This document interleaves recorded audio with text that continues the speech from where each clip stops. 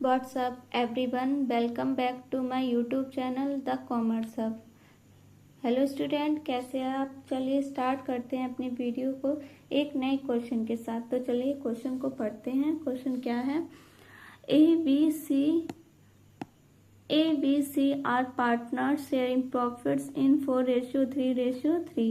Their balance sheet as at 31st March 2020 was as follows: liabilities, Sandy creditors 1,20,000, journal reserve 40,000, capitals account ABC 4 lakh 2 lakh 2 lakh. ठीक है। Land and building 5 lakh, stock 2,40,000, debtors 1,50,000, less provision for doubtful डेब्ट 80,000, तो हो जाएगा 1,20,000। Cash at bank 1 lakh, दोनों का total है 9,60,000। हम लोगों का एडजस्टमेंट क्या क्या है। C retire on 1 April 2020 and A and B decide to share future profits in the ratio of 6:4. It is agreed that goodwill of the firm is valued at 80,000 and land and building is undervalued by 1 lakh rupees and stock is overvalued by 20%. Provision for doubtful debt is to be decreased to 10,000. Computer value 30,000 was unrecorded in the books.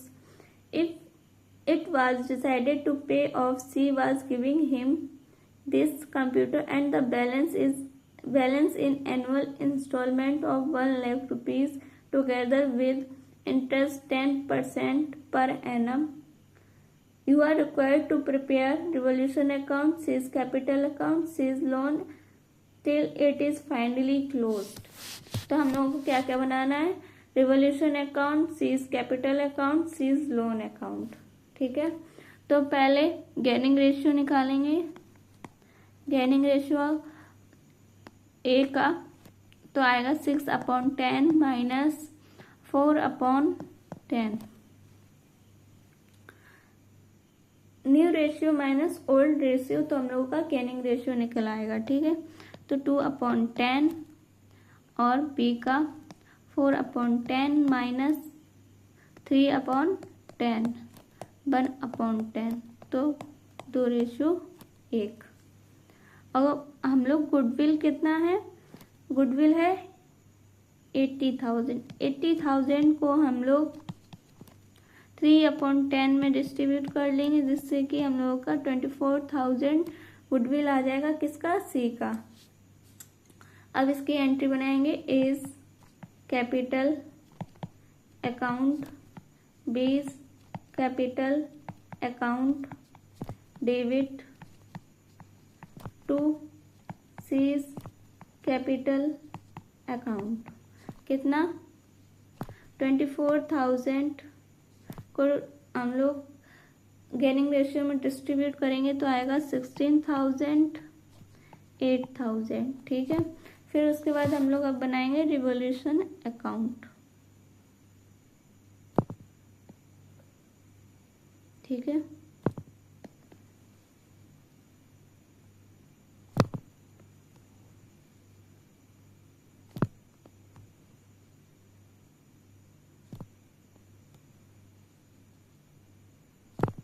Revolution account, debit credit amount particulars.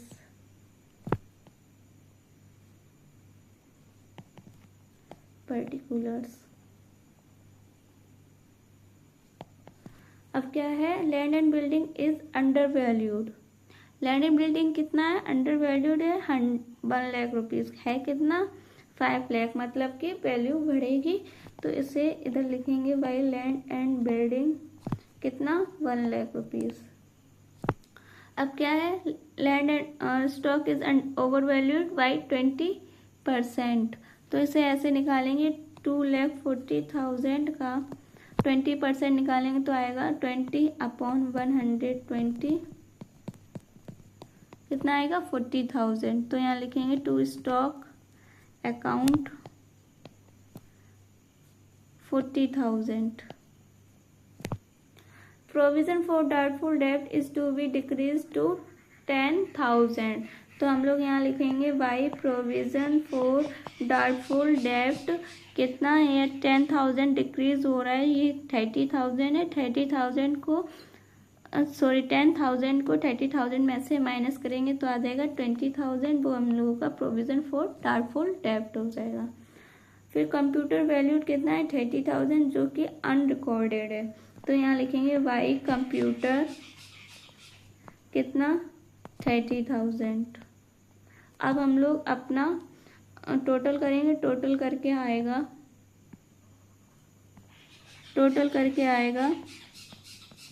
कितना 1,50,000।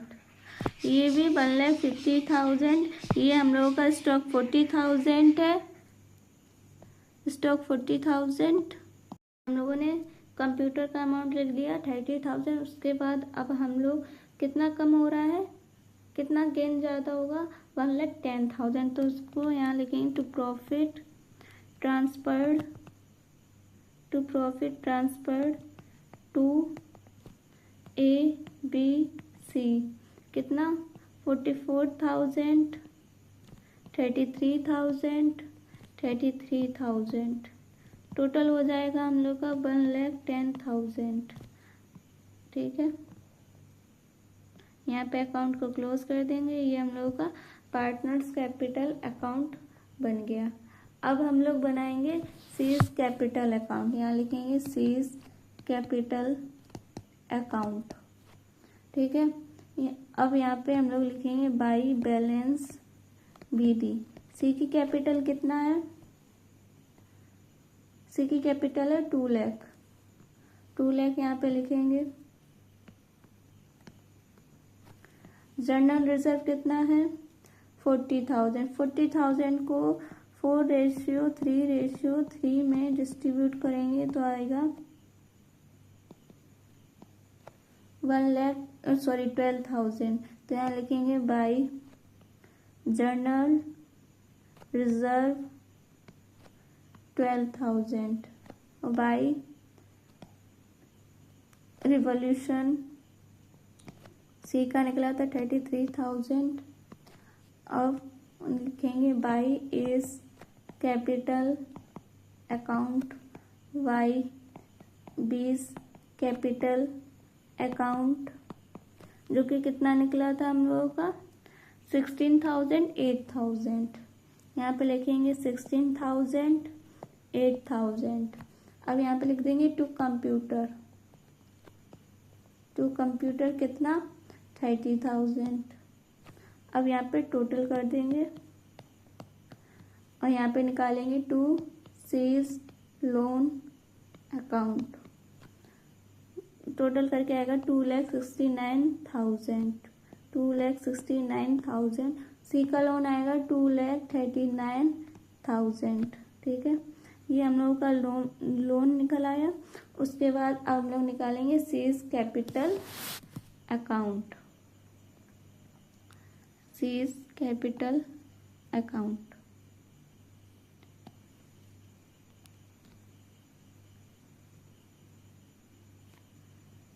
Date particulars amount date particulars amount। ठीक है, यहाँ लिखेंगे date particulars amount date particulars amount। ठीक है, seize loan account यहाँ लिखेंगे 1 April 2020। यहाँ पर लिखेंगे 1 April 2020 by seize capital account कितना 2,39,000। अब यहाँ लिखेंगे 2021 31 मार्च बाय इंटरेस्ट अकाउंट, तो आ जाएगा 23,900, क्योंकि 2,39,000 पर 10% लगेगा। और यहाँ पे हम लोग लिखेंगे 2021 31 मार्च टू बैंक अकाउंट। इसमें हम लोग इंक्लूडिंग इंटरेस्ट करेंगे, ठीक है। तो आ जाएगा 1,23,900, ठीक है, क्योंकि 1,00,000 रुपीज हम लोगों का इंटरेस्ट। और फिर यहाँ पे अब हम लोग निकालेंगे टू बैलेंस सी डी ऐसे निकलेगा। इसको टोटल करेंगे, टोटल करके आएगा 2,62,900। 2,62,900 को 1,23,900 में से माइनस करेंगे तो आएगा 1,39,000, ठीक है। अब यहाँ पे लिखेंगे 2021 1 अप्रैल बाई बैलेंस BD कितना 1,39,000। अब यहाँ लिखेंगे 2022 31 मार्च बाई इंटरेस्ट अकाउंट कितना 13,900। अब यहाँ लिखेंगे 2022 31 March two bank account including interest, ठीक है, 1,13,900। अब यहाँ लिखेंगे टू बैलेंस CD, यहाँ पे टोटल करेंगे, टोटल करके आएगा 1,52,900, 1,52,900, ठीक है। अब बैलेंस CD आएगा 39,000। अब यहाँ लिखेंगे 2022 1 अप्रैल बाई बैलेंस BD कितना 39,000। यहाँ लिखेंगे 31 मार्च 2023 बाई इंटरेस्ट अकाउंट कितना 3,900। अब यहाँ पे टोटल कर देंगे, क्योंकि 3 इयर्स का हम लोगों को करना था, तो 42,900। और फिर यहाँ पे क्लोज कर देंगे 31 मार्च 2022 को टू बैंक अकाउंट कितना 42,900। अब यहाँ पे टोटल कर देंगे 42,900। हम लोगों का सीज लोन अकाउंट बन गया। आई होप आप लोगों को सीज लोन अकाउंट और seize capital account particulars amount particulars amount revolution account, I hope आप लोगों को बहुत अच्छे समझ में आया होगा। अब मिलेंगे एक और नई वीडियो के साथ, तब तक के लिए बाय बाय।